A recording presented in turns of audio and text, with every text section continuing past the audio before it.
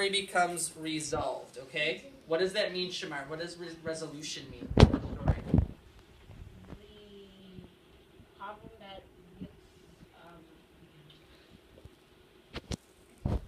a solution. Yeah, the problem gets solved, exactly. That's the resolution. So every good story by every great author, like all of you writers, Shamar, Ice, all of you writers, has a solution to the problem, okay? The problem needs to get resolved. And if you think about the story arc, way on the bottom is the resolution. That's where the problem gets solved. And in order to write a really powerful ending, you need to make sure that your problem gets solved. First thing I want you to think about is taking time with your ending. That's very important. The ending to any story is going to leave an impression in your reader's mind. Each author, we've talked about this, has a message to their readers, and that means that you want to leave them with the message that you intended, okay? You're purposeful in what you're saying. So your resolution, do you think it should be willy-nilly, or do you think it should be planned? If you think it should be willy-nilly, right, shake your head like this.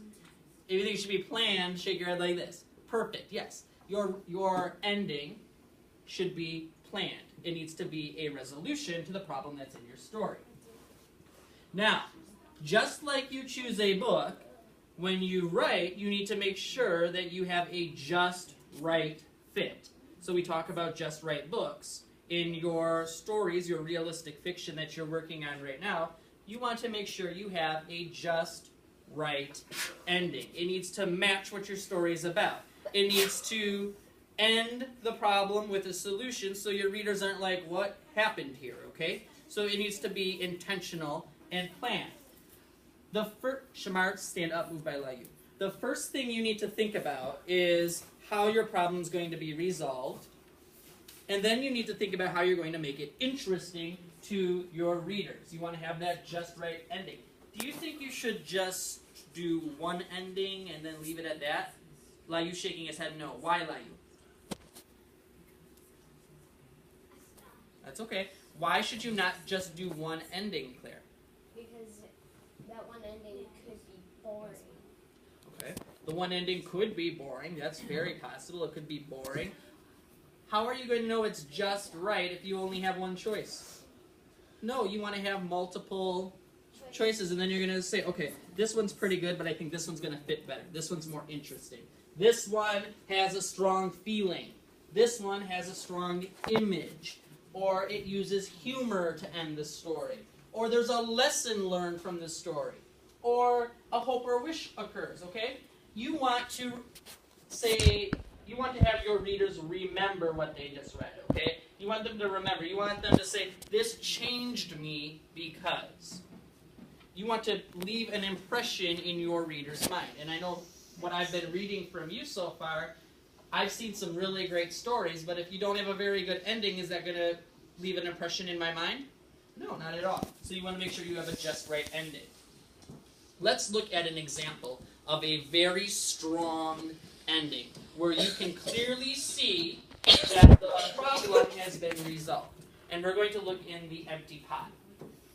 We're becoming experts with this book, okay? Tomorrow is going to be our last day with this book. We know a lot about this book. We know there's a big problem in the story. What is the problem in The Empty Pot, Zio?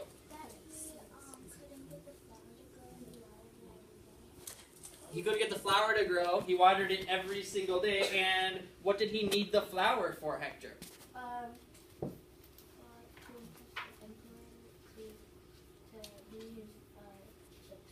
Yeah, I like that you used that word. He wanted to be the emperor's successor so he could be the next emperor. So he needed to have a beautiful flower.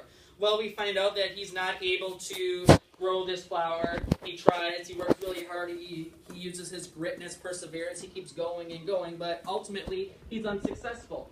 Then he goes to the emperor, and let's find out how Demi, the author of The Empty Pot, how he ends the story, leaving an impression in the reader's mind. So you can say, this changed me because.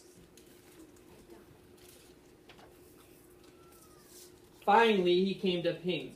Ping hung his head in shame, expecting to be punished. We were talking about that internal conflict before. The emperor asked him, why did you bring an empty pot? Ping started to cry and replied, I planted the seed you gave me, and I watered it every day, but it didn't sprout. I put it in a better pot with better soil, but still it didn't sprout. I tended to it all year long, but nothing grew, so today I had to bring an empty pot without a flower. It was the best I could do. We're reminded of that problem that needs to be resolved right there. This author was intentional. He wanted you to remember that Ping could not get that plant to grow. When the emperor heard these words, a smile slowly spread over his face, and he put his arm around Ping. Then he exclaimed to one and all, I have found him! I have found the one person worthy of being emperor. Where you got your seeds from, I do not know, for the seeds I gave you had all been cooked, so it was impossible for any of them to grow.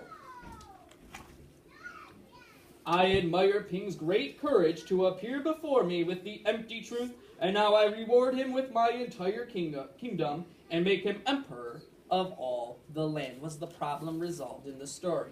Yes. Do you think Demi was intentional in his ending? Does it leave you with an emotion? Think in your head, what emotion did Demi give you? And I also want you to think, I'm going to go back to that English right here, I want you to think, did he give you a strong feeling, a strong image, humor, a lesson learned, hope or wish, or maybe multiple things? Think in your head what Demi did. Then I want you to think in your head about what you're going to tell a partner about the ending in The Empty Pot. Track your partner, 5, 4, 3, 2, 1. Tell your partner, ready, set, go.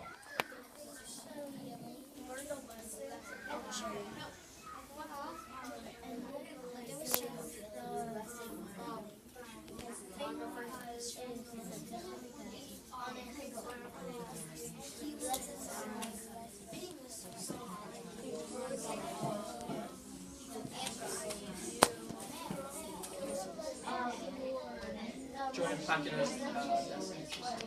or desk. I hear some very good fourth grade conversations.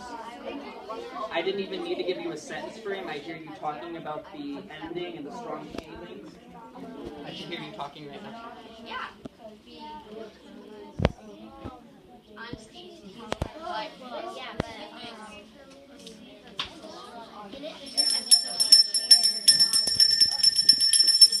Thank you for coming right back to me. Amaya, what did you tell your partner?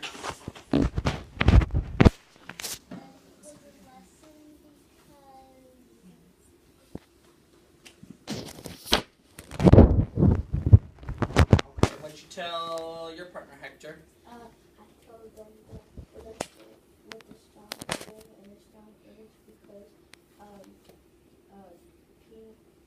he was honest, so he started to I imagine a strong picture of the ending. Yeah, you were left with a strong image. What was your image of? What was your image of Ping about? What was happening in your mind, in your mental movie that you were playing in your mind?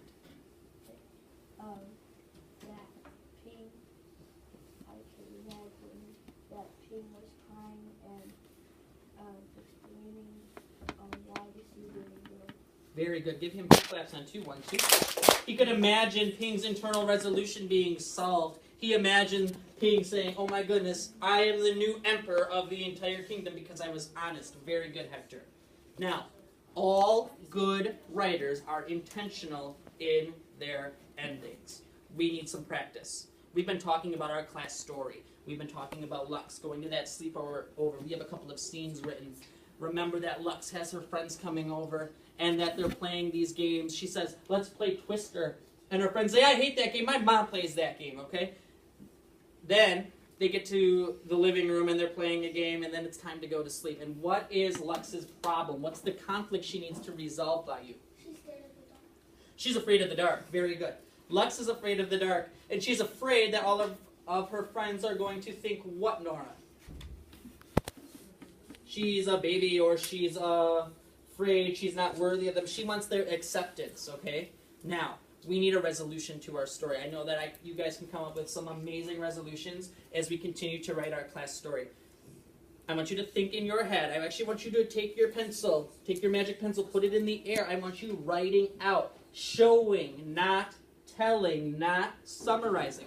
how are we going to end, it's not an emergency, how are we going to end our story so we create an image or leave an emotion in the reader's mind? Think first. I should see your pencil moving. I should see your pencil moving. I will be calling on a couple of you.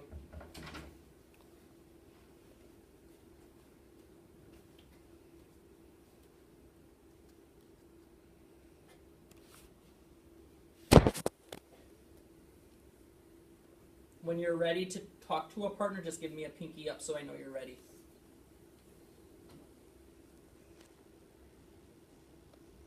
I see one pinky, two pinkies.